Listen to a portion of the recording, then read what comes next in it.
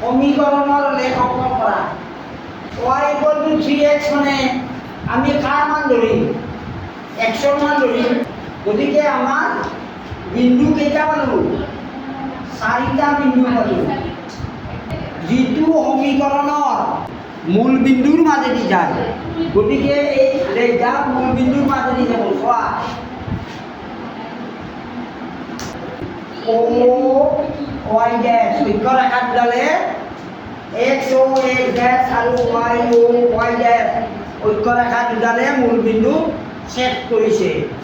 মূল বিন্দুৰ স্থানাংক কিমান জানানে 0 0 এতিয়া আমি সমীকৰণটোৰ পৰা পোৱা বিন্দু 4টা লেখ কাগজত বহুৱাই দিলোঁ চোৱা এইটো মূল বিন্দু 0 0 এক তিনি বিন্দুটো ক'ত হ'ব আমি এনেকে একচেপ্টাৰ মূল বিন্দুৰ পৰা সকলে ধনাত্মক গতিকে বিন্দু কেইটা আমাক আঁকিবলৈ দিয়া লেখডাল হ'ব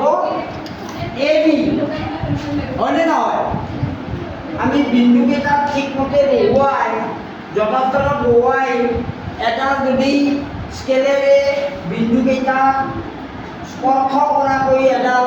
ৰেখা আঁকো তেনেহ'লে এই ৰেখাডালে হ'ব y equal to 3x সমীকৰণটোৰ লেখ হয়নে নহয় গতিকে এই সমীকৰণটোৰ লেখ হৈছে এ বি ৰেখাডাল